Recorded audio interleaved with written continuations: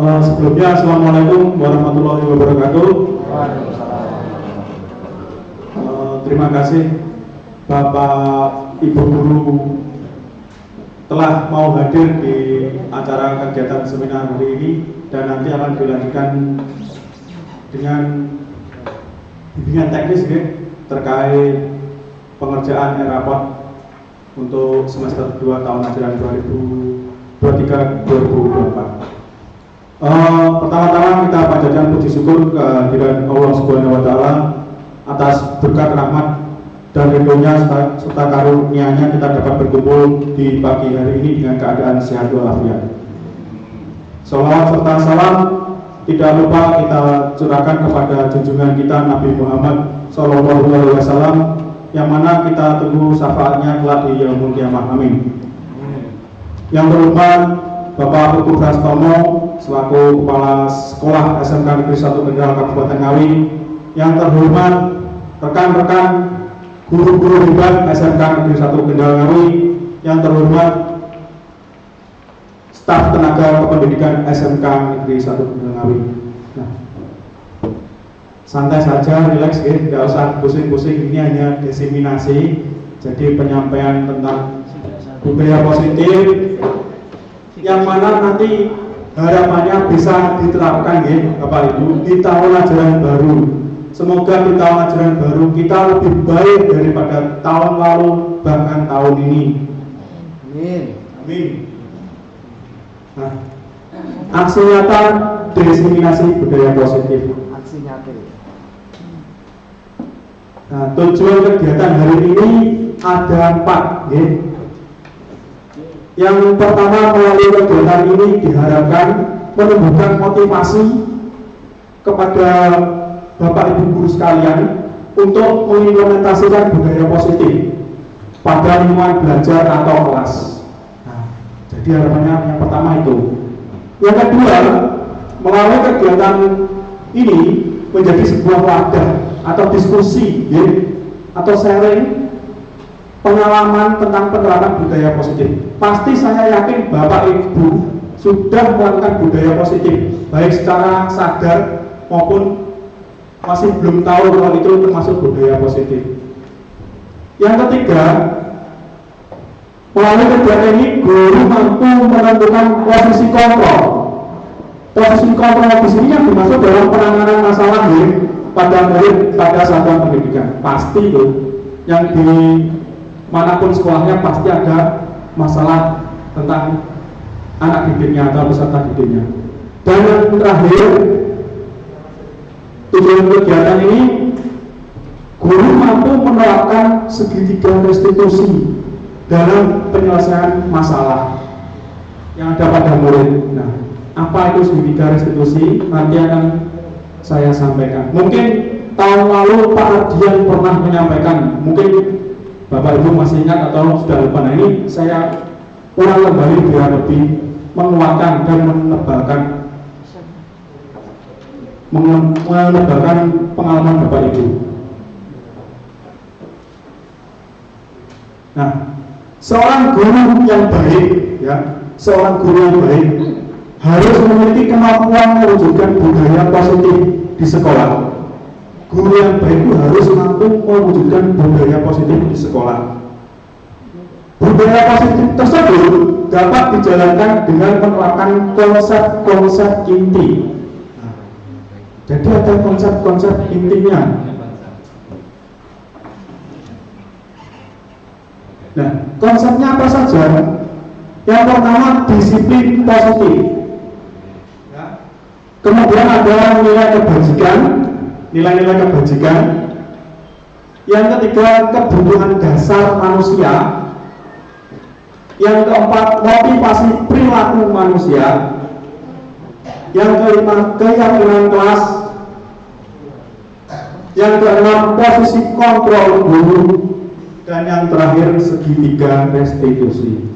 Nah, kita bahas dulu yang disiplin positif.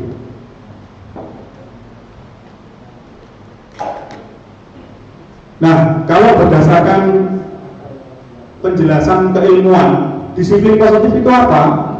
Disiplin positif merupakan salah satu cara penerapan disiplin yang bertujuan untuk mengajarkan anak bertanggung jawab dan menumbuhkan kesadaran diri berdasarkan nilai-nilai kebajikan. Jadi disiplin positif itu adalah suatu tindakan untuk menumbuhkan rasa tanggung jawab pada anak didik kita secara intrinsik dari dalam dirinya sesuai dengan nilai-nilai kebajikan yang diyakini. Lanjut ya. Disiplin positif lebih ke arah disiplin diri ya, yang dapat mengontrol diri dalam melakukan segala tindakan. Nah, jadi itu termasuk kontrol diri.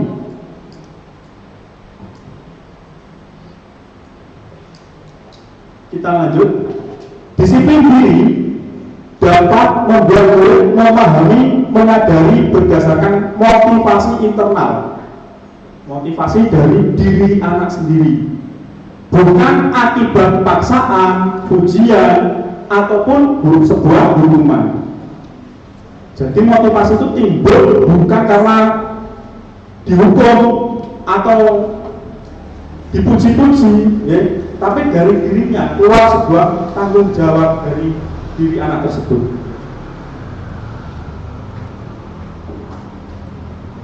Nah, berikutnya nilai-nilai kebajikan.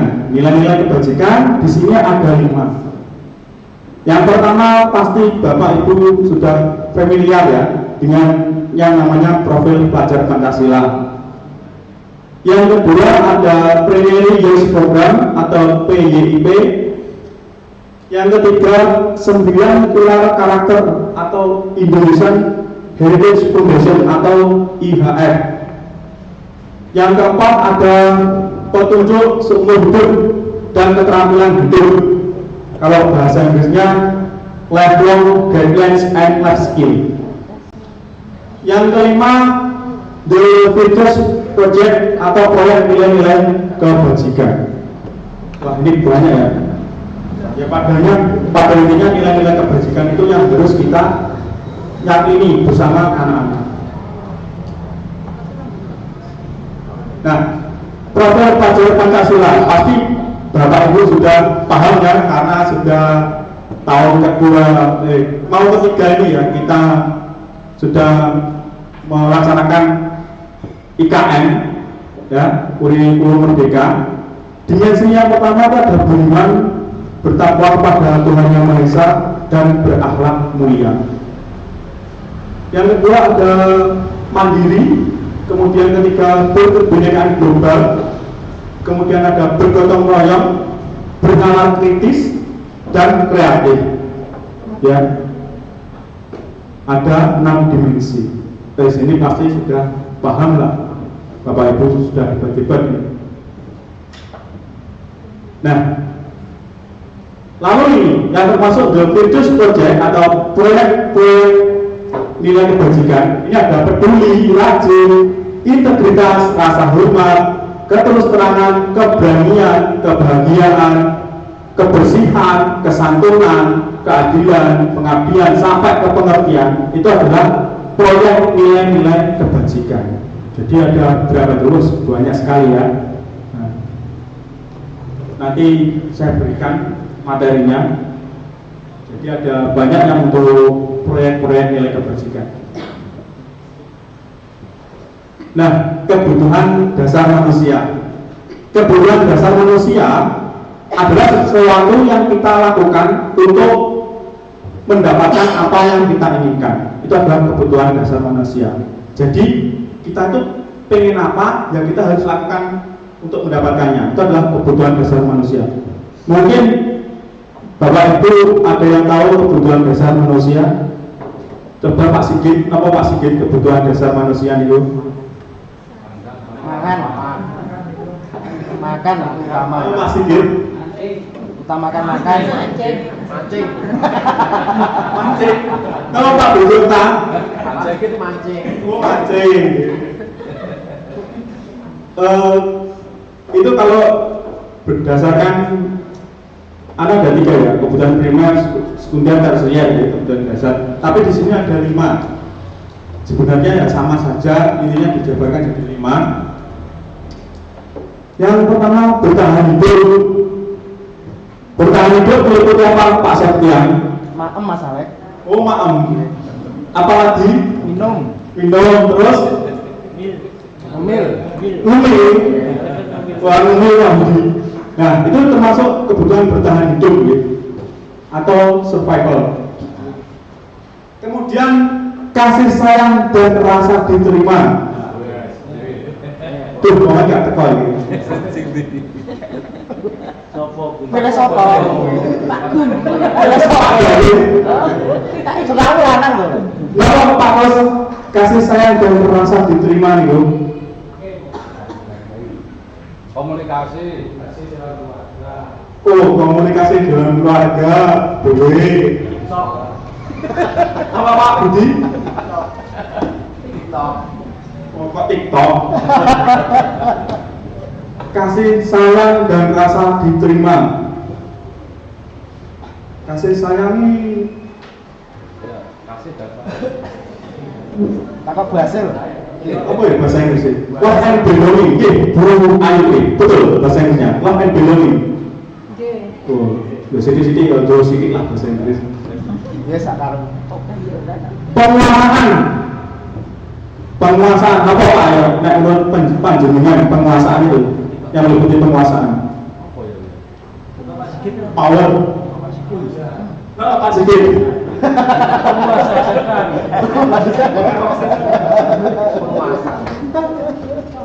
Ada 5 kebutuhan dasar manusia yang penguasaan ini maksudnya apa? Power.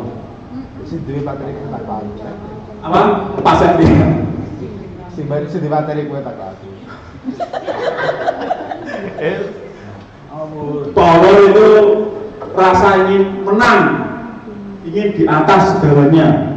Pokoknya kudu nomor 1. Pas wi. Pas pripun maksudnya ini? Pas sama. sesuai kenyataan. Yang keempat ini adalah kebebasan. Nah ini freedom ya. Ayo. Bukan apa ini, bukan bebas pulang loh ini. Pak Budi ini. Kebebasan ini pripun maksudnya Pak Budi? Wah dari saya kalau menurut Pak Budi. Napa Bu Suratun? Kebebasan Tanpa ada ikatan. Wah dari sangkar sama kayak Pak Guru. Kebebasan di sini artinya merdeka.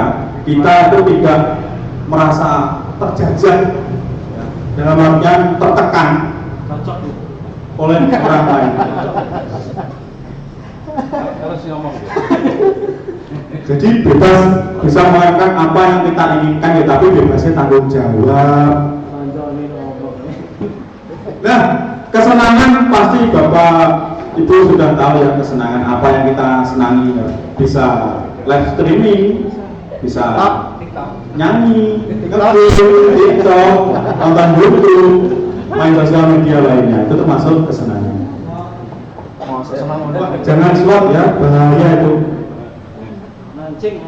Nah, mancing itu masuk kesenangan. Baik, kita lanjut. Nah, motivasi perilaku manusia ini saya ambil dari materi guru penggerak dari Diana Gosen dalam bukunya Restructuring School Discipline, menyatakan ada 3 motivasi perilaku manusia. Apa saja itu? Kita lihat bersama-sama. Yang pertama, untuk menghindari ketidaknyamanan atau hukuman. Nah, mesti kalau kita lihat anak-anak, kalau pagi ya, apalagi pas mau upacara Senin, mesti yang nggak bawa topi pasti beli. Putih apa? Takut apa? Takut dihukum. Terus yang sepatunya nggak hitam, sama lari beli, bengkak kalau upacara. Nah, itu menghindari ketidaknyamanan atau hukuman. Jadi anak itu nggak nyaman dan takut dihukum. Nah, naluri, betul, naluri.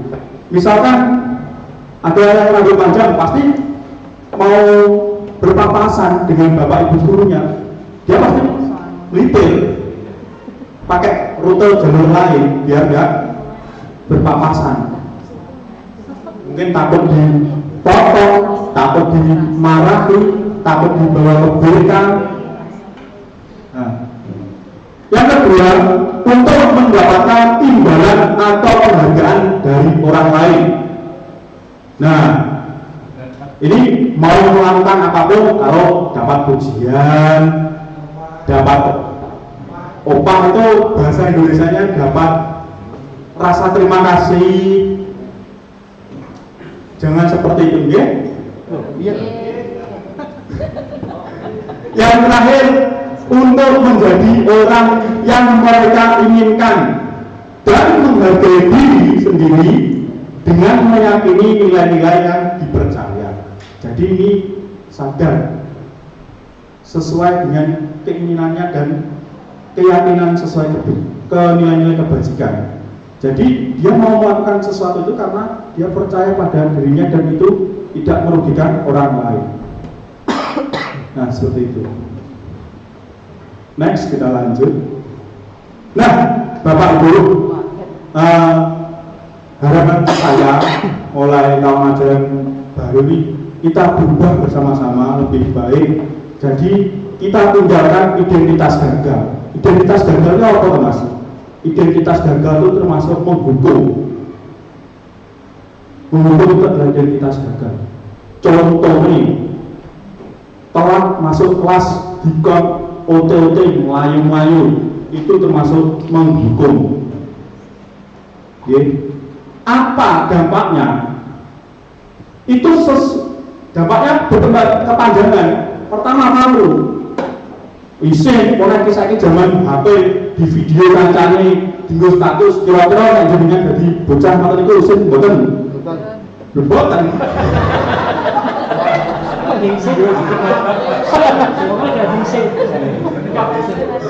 Banyak boten ini jangan perlu tak tanyakan ini. Nah, bisa juga dia nanti marah, bisa dendam, gak senang kalau guru ini. Web cegah, misalkan seperti itu. Ya gak tahu. Nah, identitas gagal itu hukuman. Jadi harapannya Bapak Ibu jangan ada lagi hukuman. Yang ada apa? Restitusi. Nah, hukuman itu sesuatu yang menyakitkan dan harus terjadi. Pastinya tidak nyaman ya untuk anak didik kita, dan ya walaupun dia salah, dia tetap menjadi korban. Nah, siapa yang tersakiti? Ya murid disitu yang tersakiti. Lalu di konsekuensi itu sesuatu yang harus terjadi. Tidak nyaman, memang tidak nyaman, walaupun ada konsekuensi yang nyaman. Korban bisa diabaikan, murid atau anak.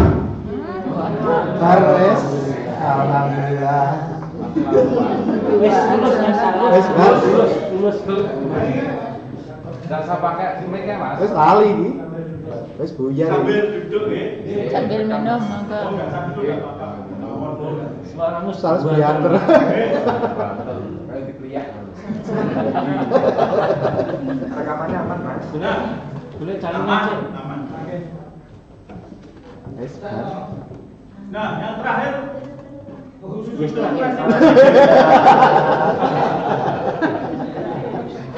restitusi itu merupakan sebuah pilihan Bapak Ibu. Kemudian bisa memanfaatkan murid, menumbuhkan motivasi tanggung jawab pada dirinya, motivasi intrinsik ya, tanpa paksaan, tanpa pengaruh dari orang lain. Jadi dia sadar akan tanggung jawabnya. Nah, korban di sini siswa bisa mendapatkan ganti. Terus murid mendapatkan penguatan. Penguatan itu maksudnya gimana? Dari identitas gagal itu dijadikan ke identitas sukses. Caranya piye? Ya nanti kita bahas. Ya, caranya gampang. setiap orang pasti pernah punya kesalahan, digitukan aja dulu. Jadi biar dia tidak merasa salah atau Salah.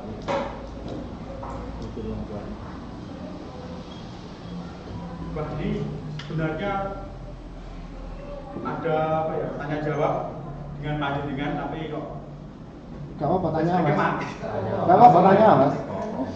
Santai saja. Mencatat 100 kali dalam buku kalimatnya saya tidak akan terlambat datang ke sekolah lagi. Itu termasuk konsekuensi hukuman atau restitusi, Bapak Ibu. Dijelaskan bedanya dulu mas. Oke, mohon maaf Bapak Ibu tadi mati lampu, kita lanjutkan Pak Apunten. Tadi yang di konsekuensi, yang di ini konsekuensi korban bisa diabaikan. Nah, kemudian murid ini atau anak dibuat tidak nyaman. Yang namanya sebuah konsekuensi itu bertanggung jawab, tapi harus dilakukan ya tidak nyaman perasaannya. Nah, kemudian restitusi. Restitusi itu merupakan sebuah pilihan ya. Kemudian menguatkan untuk siswa kita dalam waktu jangka panjang. Kalau restitusi tadi jangka pendek, hanya ketika anak melakukan kesalahan pada konsekuensi itu jangkanya pendek. Kalau yang restitusi jangka panjang. Kemudian korban ini mendapatkan ganti. Ya, kemudian yang terakhir murid atau anak mendapatkan penguatan. Nah, jadi penguatan dari dalam dirinya, tubuhnya, motivasi intrinsik dari diri siswa tersebut. Nah, baik, kita lanjut. Nah, coba saya mau tanya sebenarnya itu Gusti Hastuti, mulai diminta push up 15 kali karena tidak menggunakan masker ketika pandemi corona misalnya. Itu termasuk konsekuensi hukuman atau restitusi? Hukuman Bu, kalau Bu Hastuti. Nah, kita lihat nanti bersama-sama. Ya, murid diminta push up 15 kali karena tidak menggunakan masker ke sekolah. Nah, nanti kita cari jawabannya bersama-sama. Apa? Konsekuensi kalau menurut Pak Sigit. Oke. Kemudian ada pertanyaan lagi, menggantikan kertas tugas, ya, kertas tugas teman yang telah dicoret-coret. Nah, ini konsekuensi. Kemudian membersihkan tumpahan air di meja tulis karena tersenggol pada saat belajar. Konsekuensi. Murid disuruh tidak menggunakan sepatu seharian di sekolah karena tidak menggunakan sepatu hitam. Hukuman, nah, menurut Pak Sigit. Lari tadi sudah ya. Nah, jawabannya ini yang betul Bapak Ibu. Nah, yang atas tadi betul hukuman ya. Mencatat 100 kali itu termasuk hukuman. Kemudian lari mengelilingi lapangan 2 kali karena terlambat datang ke sekolah itu hukuman. Yang konsekuensi yang mana? Menggantikan kertas tugas teman yang telah dicoret. Kemudian membersihkan tumpahan air di meja tulis karena tersenggol saat belajar. Kemudian dan yang terakhir ini, lari mengelilingi lapangan bola basket 2 kali karena terlambat 10 menit untuk pelajaran olahraga atau PJOK. Kenapa kok lari malah nggak hukuman pada yang terakhir? Karena konteksnya sedang pelajaran olahraga. Nah, lari pelajaran olahraga berarti lari termasuk pelajaran olahraga, bukan konteks hukuman. Lanjut. Nah, ini keyakinan kelas. Kenapa kok namanya keyakinan bukan peraturan? Mungkin ada bapak atau ibu yang ingin menjawab. Mengapa kok keyakinan kelas bukan peraturan kelas? Musyawarah bersama kelas. Hasil musyawarah bersama kelas. Menurut Pak Budi hasil musyawarah bersama kelas. Bagus ya, luar biasa, hebat ini Pak Budi. Ada pendapat lain, Pak Nawi. Ayo, napa Pak Nawi? Senior ini. Apa tuh? Keyakinan kelas. Kenapa kok harus keyakinan kelas bukan peraturan? Keyakinan kelas itu didapatkan dari hasil kebutuhan kenyamanan kelas. Yang diinginkan suasana kelas seperti apa, seperti itu. Jadi aturannya dibuat sendiri, poin-poinnya dibuat sendiri oleh warga sekolah, warga kelas. Nanti menjadi sesuatu yang harus dilakukan dengan sendiri. Oke, luar biasa ya Pak Nawi, bukan ini. Ah, betul ya. Dari Pak Budioka tadi kesepakatan bersama, terus dari Bapak Nawi tadi intinya tentang apa yang harus dilakukan dan diyakini bersama oleh seluruh warga kelas tersebut itu juga betul. Sebenarnya seperti itu kurang lebihnya dari Pak Nawi. Nah, biar lebih jelasnya saya sampaikan keyakinan sekolah atau kelas. Jadi keyakinan itu bukan hanya di kelas saja, tapi nanti sekolah itu punya keyakinan. Keyakinan sekolah atau kelas berupa pernyataan-pernyataan universal, kalimat-kalimat universal yang mudah diingat dan dipahami serta harus diterapkan di lingkungannya, di lingkungan pendidikan, ya entah itu di kelas, di sekolahan.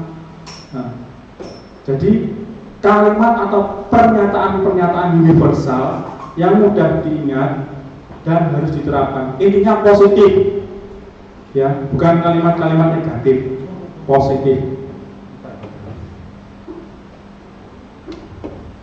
Nah, pembentukan keyakinan kelas ini ada 7, ya. Dalam pembentukan keyakinan kelas ini ada 7 tahapan atau 7 kategori. Ya. Keyakinan kelas bersifat lebih abstrak daripada peraturan yang lebih rinci dan konkret. Kalau yang namanya peraturan itu pasti dia lebih rinci, konkret. Sedangkan keyakinan ini abstrak. Maksudnya abstrak gimana?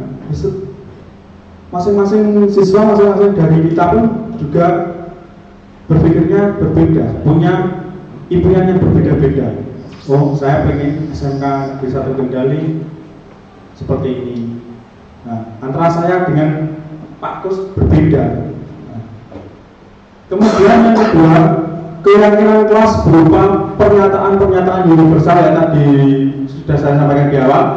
Kemudian yang ketiga, pernyataan keyakinan kelas ini senantiasa dibuat dalam bentuk positif. Nah, tadi sudah di depan tadi sudah saya jelaskan harus positif, gak boleh negatif. Yang keempat, keyakinan kelas hendaknya tidak perlu atau tidak terlalu banyak sehingga mudah diingat dan dipahami oleh semua warga kelas. Nah, jadi kalimatnya pendek saja, nggak usah panjang-panjang. Kemudian keyakinan kelas sebaiknya sesuatu yang dapat diterapkan di lingkungan tersebut. Jadi tidak usah mulu-mulu sing kira-kira bisa diterapkan di cakne itu apa. Nah, terus berikutnya, semua warga kelas hendaknya ikut berkontribusi dalam pembuatan keyakinan kelas. Nah, jadi keyakinan itu tidak dibuat satu orang, semua berkontribusi. Kalau satu orang jenis peraturan, wis kudu bener kudu ini, itu peraturan. Kalau semua dilibatkan itu keyakinan. Yang terakhir, bersedia meninjau kembali keyakinan kelas dari waktu ke waktu. Nah, berarti keyakinan kelas itu harus direfleksi, ya, direfleksi.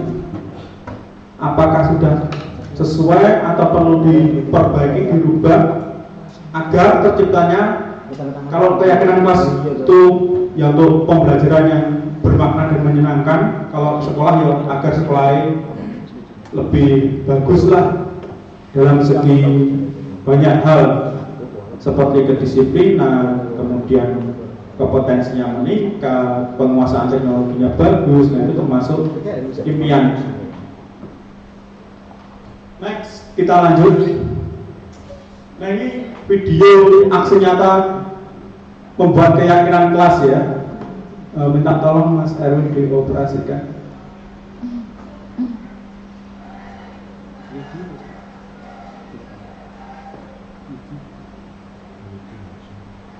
Nah, yang pertama harus kita kasih pemahaman dulu kepada siswa-siswa kita.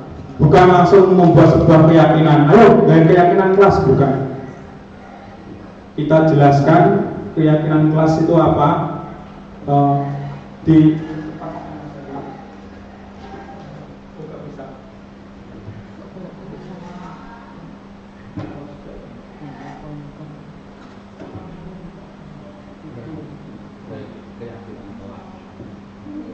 Nah, setelah kita beri pemahaman dan anak-anak itu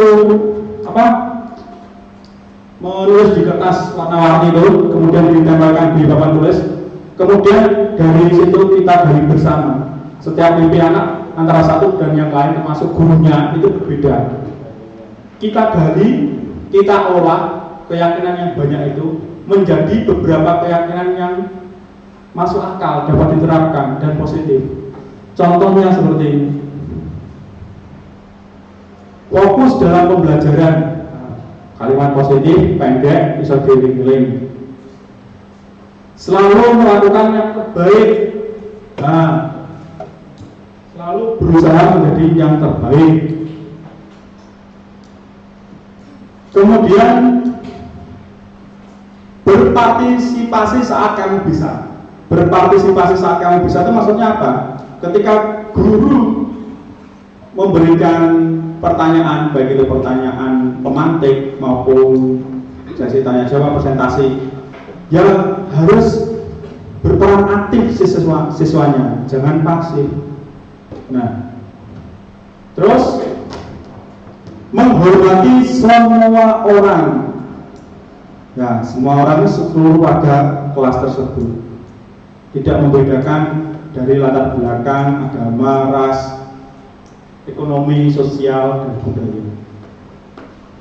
Nah, sudah kemudian dibuat poster atau bannernya bisa ditempelkan di kelas.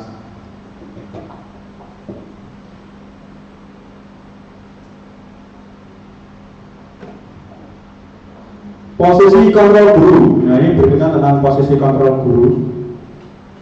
Diane Dosen dalam bukunya Restitution Restructuring School Discipline tahun 98 mengemukakan bahwa ada 5 posisi kontrol yang diterapkan seorang guru, orang tua, atau atasan dalam melakukan kontrol.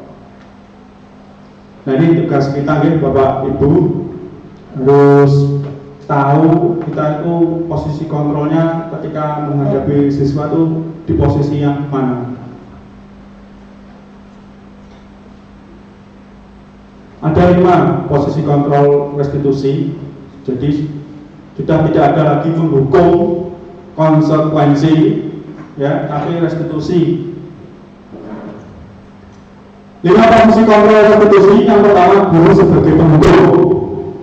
Yang kedua, guru sebagai pembuat rasa bersalah. Yang ketiga, guru sebagai teman. Yang keempat, guru sebagai pemantau. Dan yang kelima, guru sebagai manajer.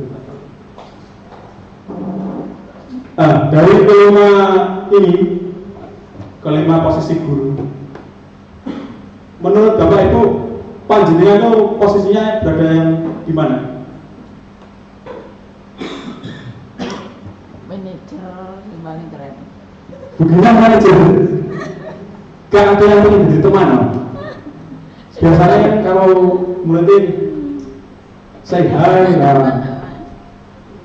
Bu ini mau jadi posisi kontrol yang mana? Nah, bukan mau manajer. Hukum boleh, ngomong milih tak lo. Sebagai teman, Gusurannya sebagai teman. Masa konjoan kasih le. Pemenang satu KM. KR lo, aku didukung lo. Pemantau, Pak Sigit pemantau terus, pantau pergerakannya. Muter terus. Cocok ya. Hati-hati ya. Baik, kita lanjut, kita ulas satu persatu.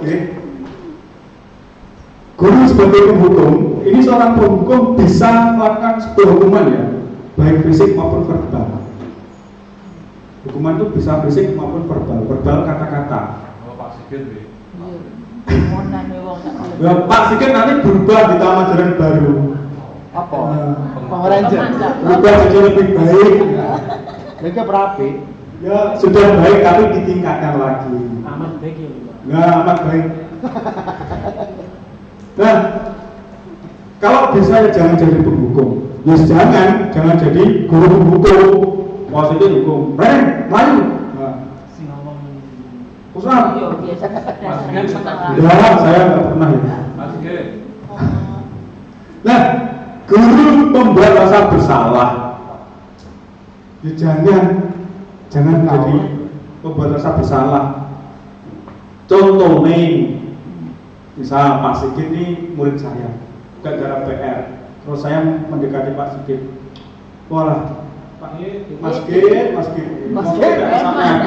nek gara PR, kok nilai elek, kok nilai rapot elek, aku diseneni Pak Kepala Sekolah, aku dipanggil, masa kamu saknya aku nggak? Jangan seperti itu. Itu membuat rasa bersalah. Akhirnya anak, wah, guru-guru aku toh, Pak Alek ini dipanggil kepala sekolah, guru-guru aku toh, wah, aku berarti wong biang masalah, misalnya wong, seperti itu. Jangan. Pada kondisi ini biasanya guru akan bersuara lebih lembut. Nah, yang lembut-lembut ibu-ibu, bapak-bapak ini gahar-gahar, kaku-kaku. Lebih lembut, pembuat bersalah akan menggunakan keheningan untuk membuat orang lain merasa tidak nyaman, bersalah atau rendah diri. Ya seperti itu tadi saya contohkan. Gak misalnya aku tahu, gak garap tugas, gak ngelak pelajaran, aku bolak-balik dipanggil kepala sekolah itu. Nah, itu membuat merasa bersalah. Contohnya seperti itu. Ngomongnya di sini nih, bapak ibu mau naik sekolahan, guru gitu, kurang apa aku. Itu contoh membuat rasa bersalah. Sebagai teman, jangan kalau bisa. Guru pada posisi ini tidak menyakiti murid, namun tetap berupaya melakukan murid melalui persuasi. Posisi teman pada guru bisa negatif maupun positif. Mohon maaf ya, Bapak Ibu. Kenapa kok tidak boleh sebagai teman? Nanti murid itu kurang disrespect, kurang hormat. Contohnya, Pak, tugasnya jenengan rasa tak garap piye? Apa-apa? Nah, sama gurunya tuh kan beda ya, dari segi usia, umur, kemudian pendidikan. Kudunya kan boso ya, pakai bahasa ya, minimal bahasa Indonesia. Jadi janganlah kalau menjadi posisi teman itu nanti bisa disrespect lah, kurang hormat.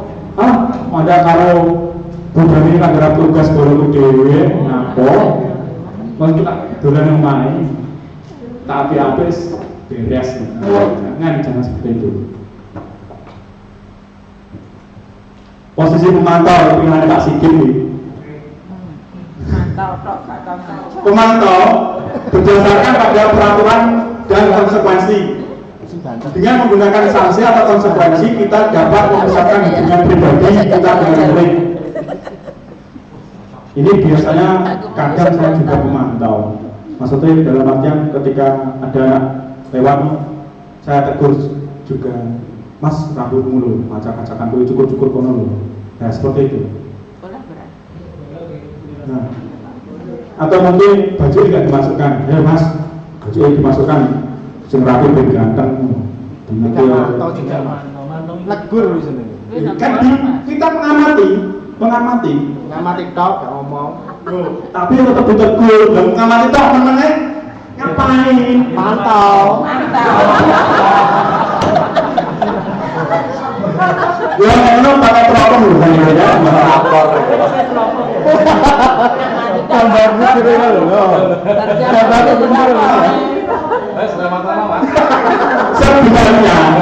Sebenarnya dari posisi pemantau itu kita boleh jadi posisi pemantau, terus berubah ke manajer. Contohnya seperti ini. Kita lihat, amati, kita hujan lagi tertentu, panggil, sini mas.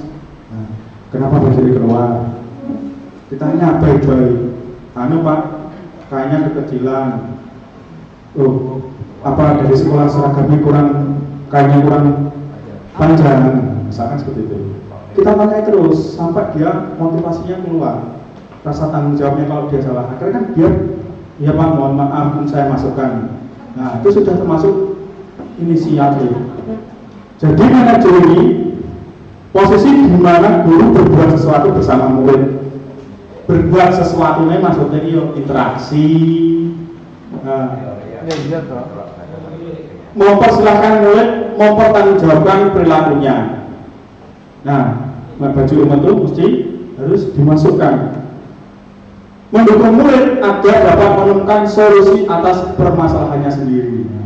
Betul Pak Nur. Nah, ini baru teori, nanti kita praktekkan di tahun ajaran baru. Gitu. Oke, siap.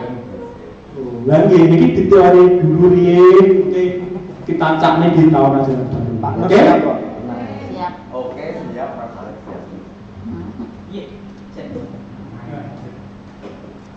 Nah, jadi kita kalau bisa jadi seorang manajer, tapi dari pemantau ke manajer juga boleh. Yang penting jangan penghukum, teman, pembuat bersalah. Nah, situ coret ketiga-tiganya tadi. Kalau dari pemantau ke manajer boleh, tapi yang lebih bagus dari manajer ya. Jadi biar murid itu menemukan solusinya sendiri, tumbuh motivasi intrinsik dari dirinya sendiri. Maka jangka panjangnya bagus, terbentuk rasa tanggung jawab dengan meyakini nilai-nilai kebajikan yang dia pahami. Nah, segitiga restitusi. Nah, ini salah satu cara untuk merestitusi peserta didik atau murid-murid kita. Nah, penjelasannya sebagai berikut. Segitiga restitusi adalah proses menciptakan kondisi bagi murid untuk memperbaiki kesalahan mereka. Menciptakan kondisi bagi murid untuk memperbaiki kesalahan mereka, itu segitiga restitusi. Sehingga mereka bisa kembali pada kelompok mereka dengan karakter yang lebih kuat. Pendekatan ini bertujuan untuk mengatasi konflik, pelanggaran, dan masalah perilaku siswa dengan cara yang positif dan membangun motivasi intrinsik dari diri murid. Menumbuhkan dari dalam, bukan dari luar. Tapi dileboknya enak gumitok. Jangan seperti itu. Jadi kita usahakan menumbuhkan motivasi anak dari dalam. Nah, segitiga restitusi itu memiliki 3 tahapan. Yang pertama, menstabilkan identitas. Kita stabilkan dulu identitas anak, dari anak identitas gagal menuju ke identitas yang sukses. Misalkan ada anak yang salah, yang kita stabilkan ya dengan pernyataan atau kalimat-kalimat yang stabilkan untuk diri anak. Misalkan seperti ini, wajar, semua orang pasti pernah berbuat salah, tidak ada manusia yang sempurna. Pasti kamu pernah melakukan kesalahan ini, pasti ada alasannya. Itu sudah menstabilkan identitas. Simpel.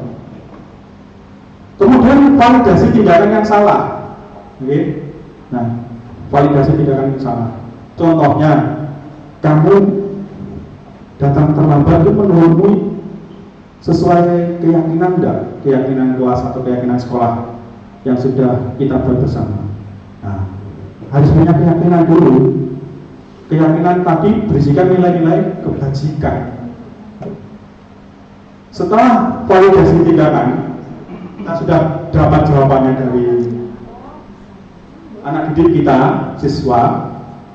Kemudian kita menanyakan keyakinan. Ya tadi, menurut kamu keyakinan apa yang sudah kamu kamu apa? Kamu langgar atau kamu lupakan, boleh. Misalkan Pak disiplin Pak. Nah, terus gimana solusinya? Nah, biar anak cari sendiri solusinya. Itu sebagai manajer. Untuk penjelasannya sebagai berikut ya. Menstabilkan identitas itu berdasarkan pembuat prinsip. Pembuat kesalahan adalah bagian proses pembelajaran. Jenisnya salah itu proses Bapak Ibu, proses dari pembelajaran. Sama ketika kita dulu misalkan mengerjakan sesuatu gagal, misalkan gak sesuai atau revisi, itu termasuk dari pembelajaran. Ya gak hanya terkait akademik, non akademik pun juga. Menggeser identitas gagal ke identitas sukses. Jadi anak berbuat salah itu jangan dibiarkan ya salah ya salah, berarti itu identitas gagal. Harus kita rubah ke identitas sukses atau identitas berhasil lah. Pokoknya berubah ke arah yang lebih bagus. Terus yang kedua, validasi tindakan yang salah dilakukan berdasarkan prinsip setiap perilaku berupaya memenuhi kebutuhan tertentu. Guru akan bergeser dari pemikiran stimulus respon menjadi proaktif. Nah, jadi kita harus aktif berdialog dengan siswa. Sehingga dengan mengenali dan mengakui bahwa kebutuhan murid akan memperbaiki hubungan dengan murid. Jadi akan memperbaiki sebuah hubungan. Misalkan siswanya padu antar teman, antar siswa. Nah, itu biar bisa memperbaiki hubungannya. Benora nenengan, ya Pak Septian ya. Iya masalahnya. Anak murid seneng. Menanyakan keyakinan. Pada tahapan ini, murid akan diberikan pernyataan-pernyataan bermakna untuk memunculkan motivasi intrinsik. Nah, menanyakan keyakinan ya, ini memunculkan motivasi intrinsik sehingga murid mampu mengaitkan keyakinan dengan tindakan yang salah. Seperti yang saya jelaskan di awal tadi, menanyakan keyakinan itu adalah proses akhir kita pada segi tiga restitusi. Tapi bukan akhir berakhir, tidak. Ya kita tetap kita observasi apakah sudah berubah ke arah yang baik atau belum. Nah, seperti itu. Nah, ini kasus satu. Elvina tidak terima ya ketika kelompok anu Gading ini anak Ibu Gusti. Ngapunten Gusti ya. Gading itu teman Elvina, dia itu tidak mau bekerja sama ketika diskusi kelompok ya. Malah scroll TikTok sambil rebahan, malas-malasan tiduran di kelas. Sehingga Elvina marah, tidak dapat menahan emosinya. Nah, ini videonya sebentar biar bisa di play.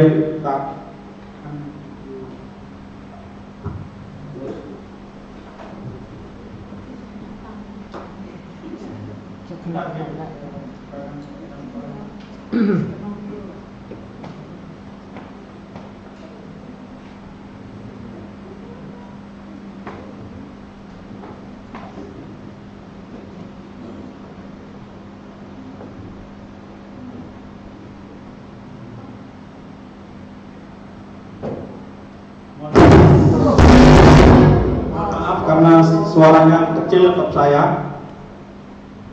Ini harusnya ada suaranya. Nah, jangan cepatan Mas Arvin, gak apa-apa, gak bisa muli, gak apa. Nah, ini kegiatan yang saya lakukan yang pertama ya ngobrol-ngobrol, maksudnya melakukan segitiga restitusi. Yang pertama menstabilkan identitas, kemudian validasi tindakan yang salah, dan yang terakhir menanyakan keyakinan. Saya cancel Mas.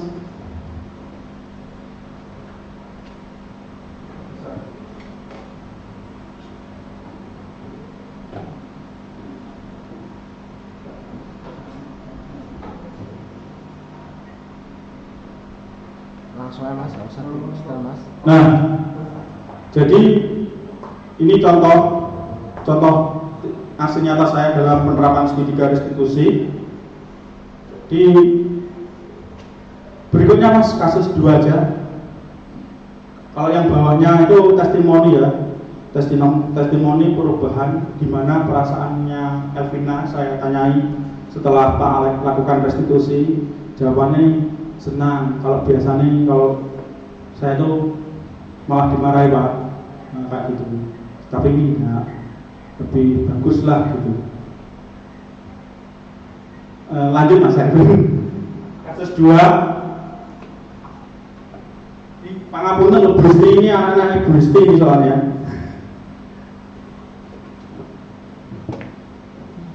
Nah, ini Lexi ya, bukan Alek ya, Lexi. Ini cowok nih, Lexi Yudo, ya, Lexi Yudo sering datang terlambat dan tidur saat pelajaran, sehingga banyak mata pelajaran yang tertinggal atau dia memiliki banyak beban tugas oleh guru-guru yang lain, kan banyak ketinggalan mapel. Nah,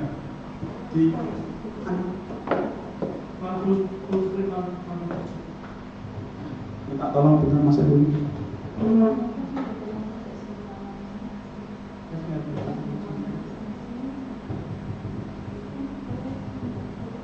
Sama Bapak Ibu, di sini saya juga melakukan restitusi pada Lexi dengan penerapan segitiga restitusi, menstabilkan identitas, menanyakan validasi tindakan yang salah, kemudian yang terakhir itu adalah menanyakan keyakinan, apa yang diyakini. Sudah Mas Erwin? Langsung yang ke bawah, terima kasih.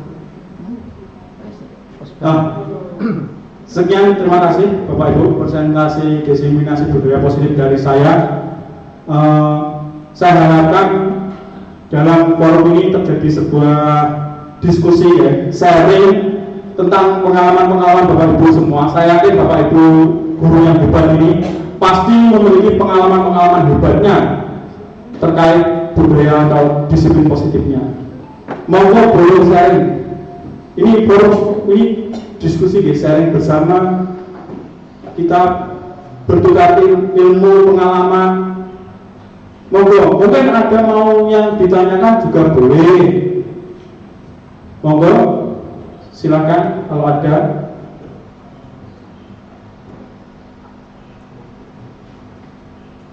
Sharing boleh, diskusi boleh, tanya jawab juga boleh. Silakan. Upah ada forum diskusi, forum sharing, kita sharing saja, nggak usah malu, nggak usah takut benar salah, nggak ada yang benar, nggak ada yang salah. Kita sama-sama belajar di sini Bapak Ibu. Saya juga dapat ilmu ini juga baru kok. Kalau saya nggak ikut guru penggerak, nggak punya ilmu ini. Luar biasa. Pun buatan sah isi, buatan sah gengsi. Betul apa tangkap nawon. Kalau biasa saja, nggak usah sungkan. Monggo, boleh raise hand, angkat tangan.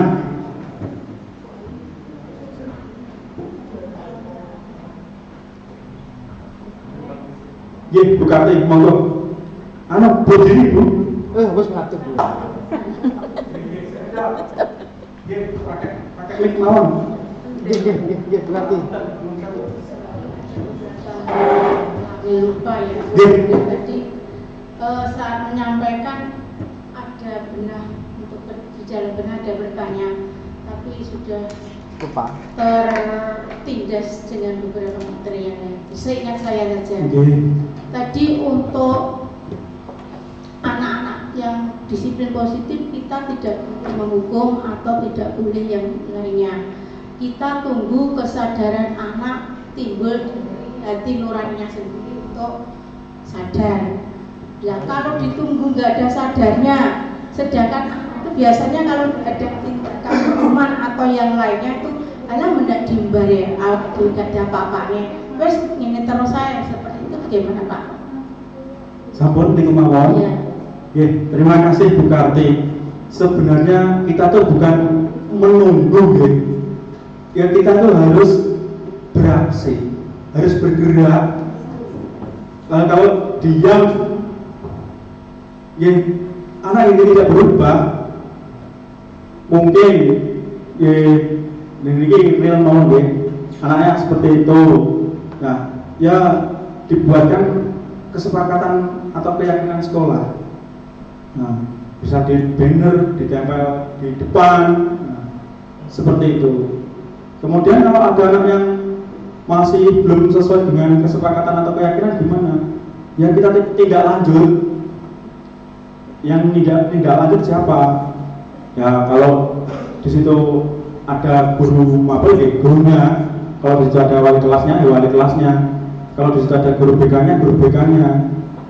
Kalau di situ ada waka-waka lainnya, ya waka-waka itu siapapun bisa Bu. Jadi nggak harus menunggu. Kalau saya ngoten, kalau berdasarkan tugas dari tupoksi, ya memang kalau menghandle anak-anak kalau sudah di luar jam pelajaran itu ya mungkin juga harus berpikir ya, tapi ya kalau bisa kita tuh bergerak bersama. Kalau saya begitu berarti ngapunten kalau mungkin jawabannya kurang memuaskan panjenengan, nanti bisa dipuaskan dari mungkin teman-teman yang mau menambahkan jawaban. Betul? Pun pas apa deh? Oh, monggo Pak Supri, monggo.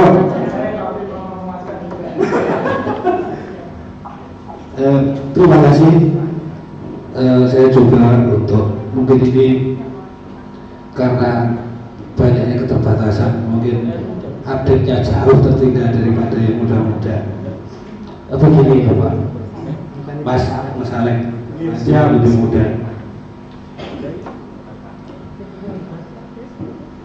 Berangkat dari apa yang menjadikan sampaikan tadi, bahwa ternyata saya menggarisbawahi bahwa kita itu sepertinya harus mengikuti apa yang dimauin anak secara personil per personil.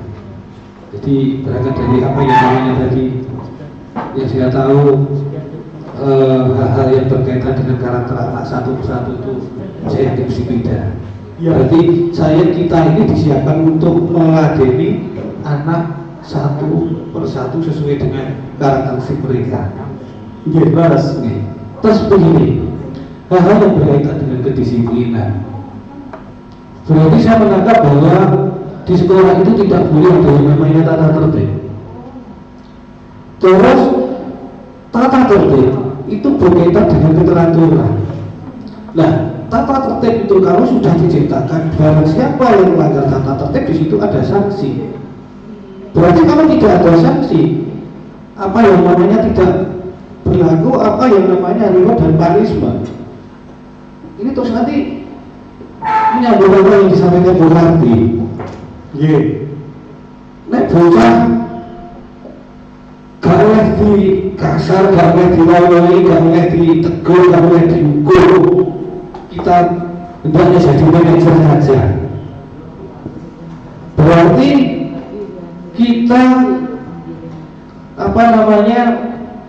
hampir tidak bisa melakukan berbuat sesuatu yang mengarah ke positif. Masalahnya begini, nek ada peluang, saya diskusi mawar, diskusi santai, tenang. Kenapa masukannya ya?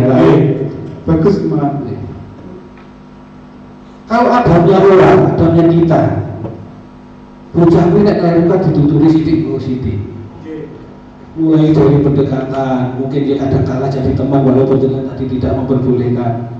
Kita memposisikan diri jadi teman, kita memposisikan diri jadi pemantau, kita memposisikan diri jadi manajer, kita kadang-kadang tidak boleh memposisikan diri sebagai penghukum. Karena apa? Kalau sesuatu itu tidak ada nanti tegasin tesing ini loh, ini salah, ini keliru. Mestinya berangkat dari tahapan-tahapan yang sudah kita lalui, terus apa dikapan nih? Mungkin kita bukan ahlinya ya dari psikologi. Jadi bocah nek ngene iki kudune tombole ngene, nek lorone gatel dikai salam, nek lorone mumet dikai budrek, misalnya itu kan yang ahlinya. Tetapi kita sadar dari keseluruhan Bapak Ibu guru itu hanya beberapa yang mempunyai keahlian secara psikologis yang berkaitan dengan apa namanya, mungkin contoh itu mungkin yang lebih corong-corong itu tapi. Nah, apakah mungkin begini saja, apa tidak boleh kalau kita sudah melakukan sesuatu dan ternyata kita berusaha dengan cara apapun sudah tidak mampu, apakah kita tidak boleh merekomendasikan itu kepada yang lebih berwenang, misalnya ke kesiswaan atau ke PP atau ke yang lain, supaya apa yang kita lakukan tahap demi tahap tadi tidak sia-sia.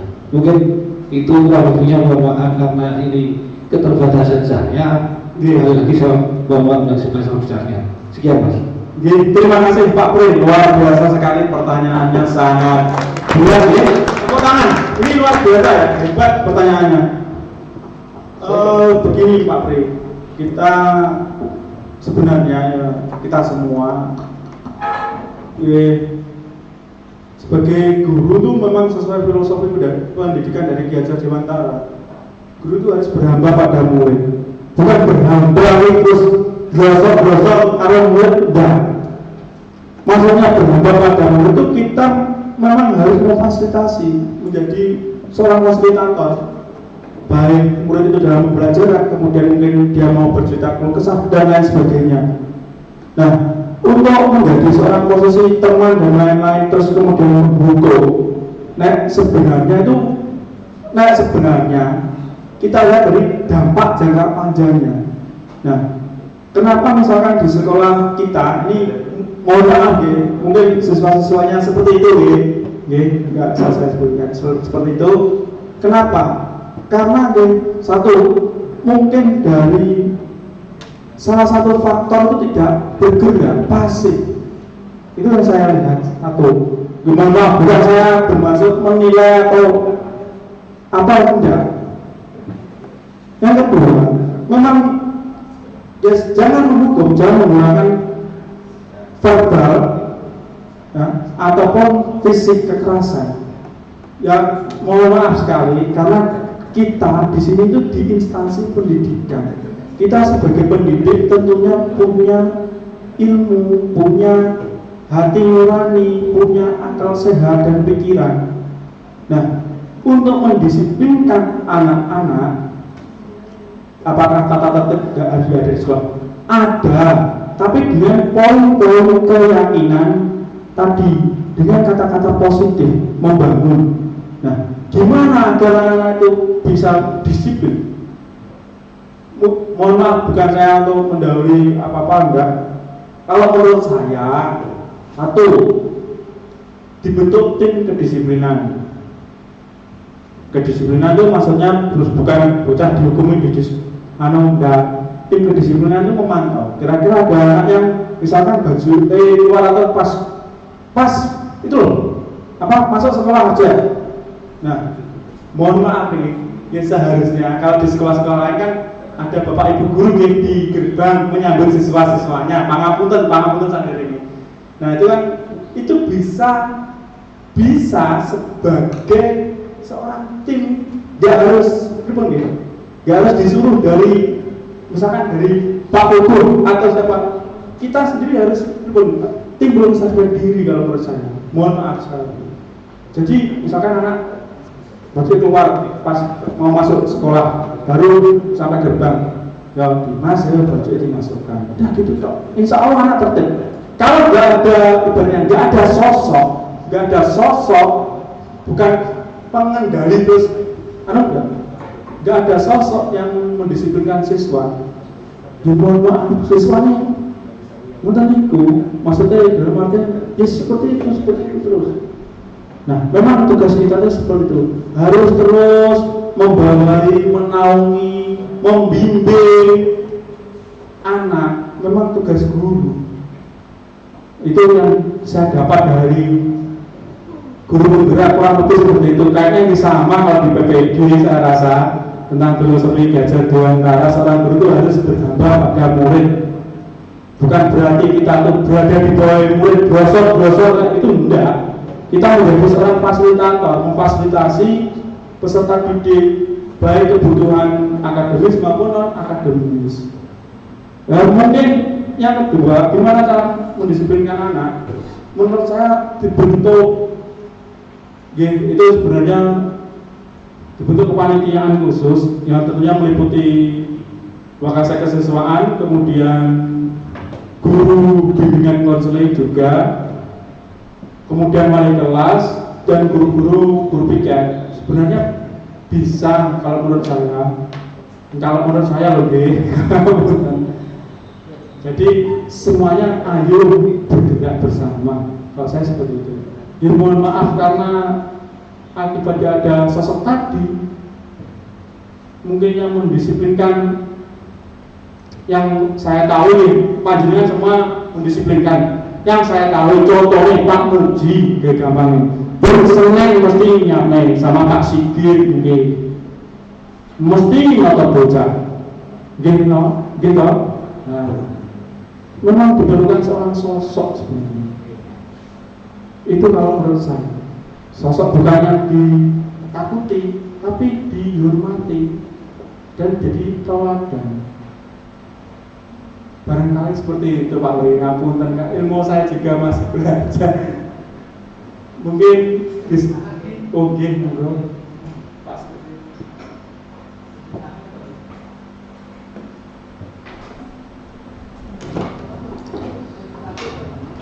Terima kasih Mas ini kesempatan waktunya juga nunggal. Saya teringat, saya mendapat pertanyaan dari seorang profesor beberapa waktu yang lalu. Karena aku bingung kayak saudara kita gini. Siap. Saya coba pertanyaan begini, Pak.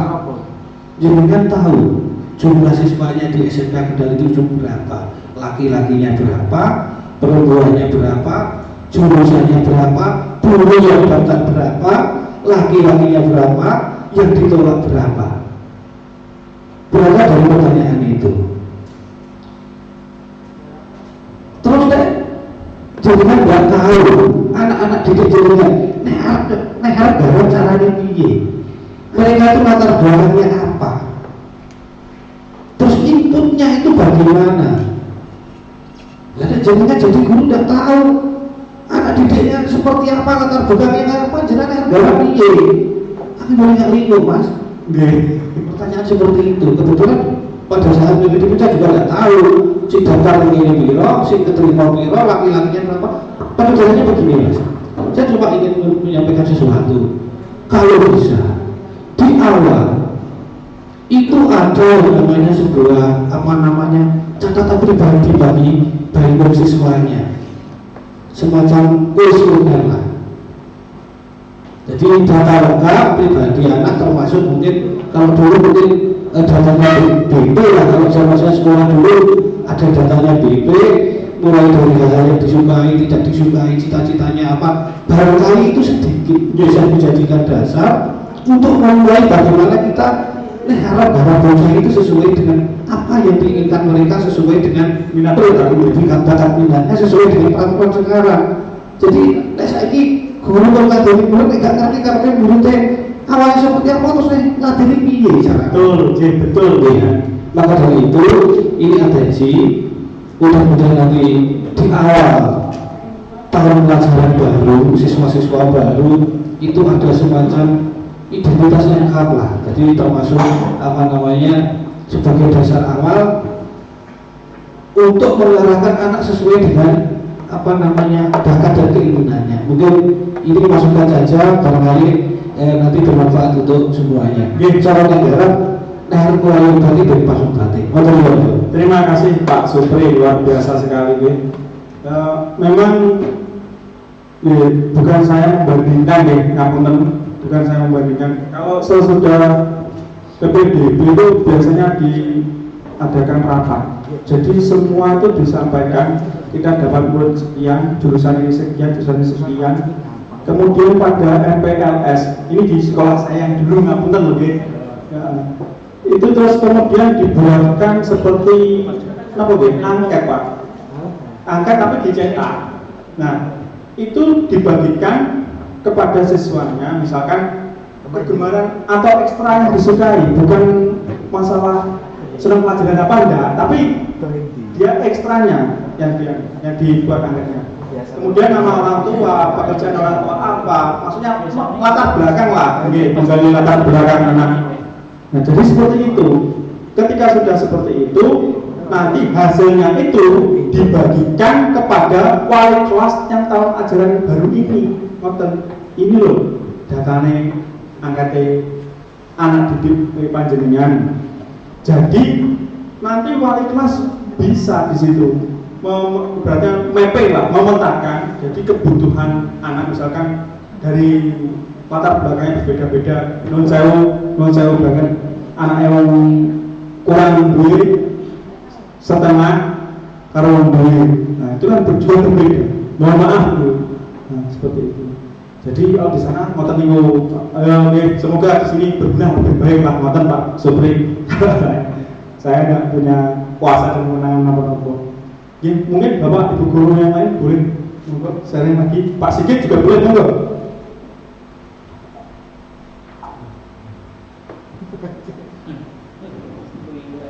Dipasangin nanti dua. Monggo, ada yang menambahkan apakah mungkin usulan? Pak Markoles, monggo. Sudah cukup saya. Kalau saya hanya menambahkan saja masalah Bagaimana Pak Sigit? apa yang sudah disampaikan dari Mas Pri sama Bu Karti. Pertama tentang kedisiplinan kita, khususnya siswa kita, itu kalau kita tidak kerjasama dari masing-masing stakeholder, hanya satu saja yang menangani kedaerahan, itu pasti. Terus yang kedua, lebih utama lagi, yaitu sosialisasi orang tua. Itu yang pertama. Karena semuanya itu timbulnya dari lingkungan rumahnya masing-masing.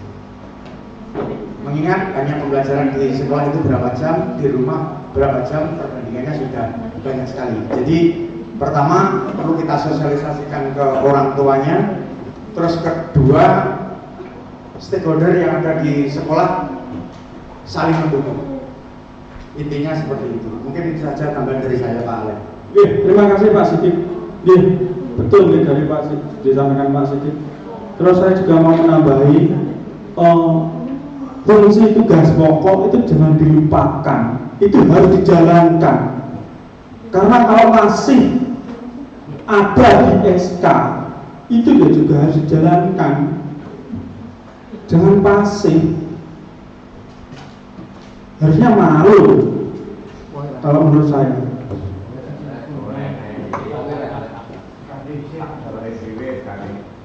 Iya betul Pak Nur monggo. Harusnya tuh berjalan bersama, bukan harus pasif terus menang.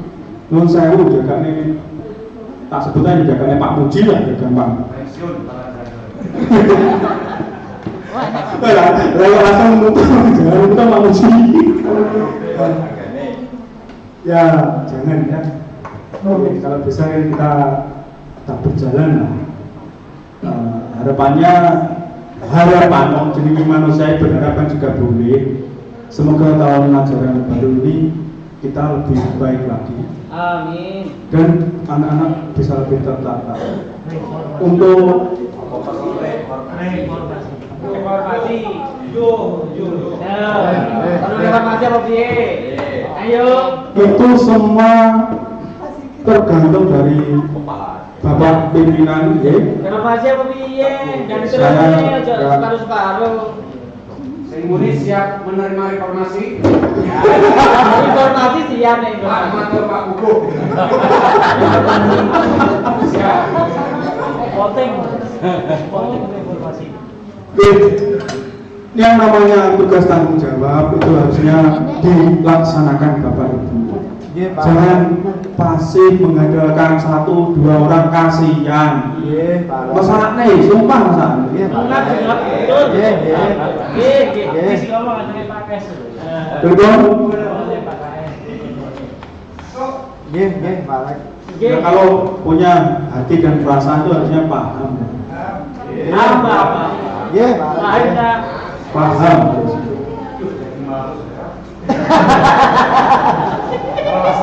Oke, itu harus malu. Wonten jenengan Pak Muji. Isin ah. Izin kan? Nanti betah izin. Ya intinya kita harus lebih baik lagi.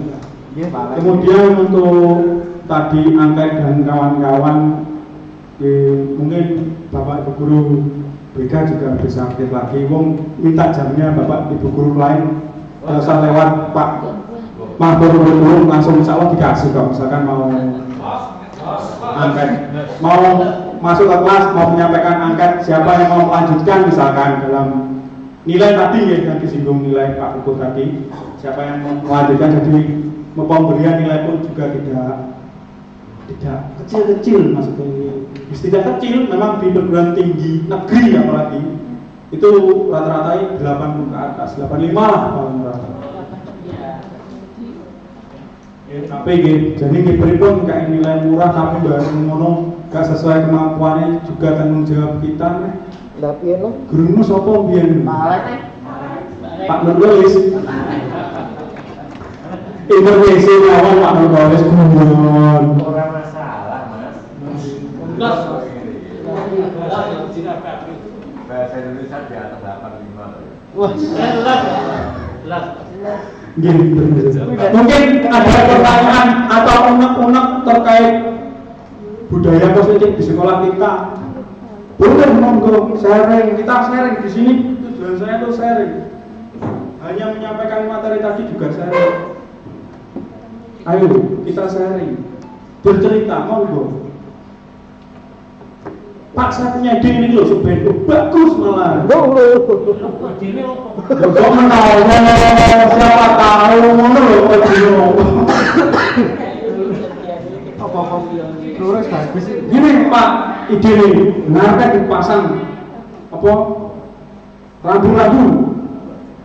Misalkan kecepatan motor 10 km per jam masuk dilarang pakai knalpot bro, nah, misalkan bagus itu misalkan.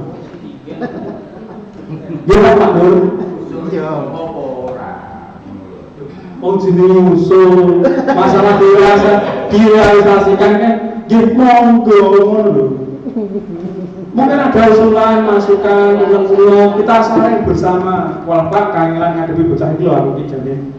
Bolak-balik salah tahu mlebu cipiye. Ini kalau bisa sekolah ya tindakan bisa menjadi pindah sekolah. Wah kamu bonsah anu pun direkam Pak. Nggih. Pak Pri ketok lho mau. Hati-hati lho. Pantau. Kalau sudah Sebab tidak ada usulan, sharing, kemudian masuk ke pertanyaan, saya tutup untuk kegiatan diseminasi ini, saya alihkan ke teknis raport pengelolaan nilai. ya wis Mas. Lawan iki. Oke, siap deh. Sebentar jangan di close dulu Mas Erwin. Bapak Ibu, sekian penyampaian tentang diseminasi budaya positif dari saya. Apabila ada tutur kata, tingkah laku, perbuatan sengaja atau tidak sengaja yang saya lakukan dan saya ucapkan, saya mohon maaf sebesar-besarnya. Itu datangnya dari kebodohan seorang saya, Alex Brian Chandra Permana. Iya Pak.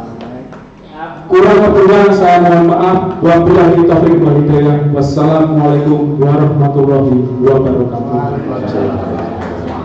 Ya, untuk materi berikutnya bisa dilanjutkan tentang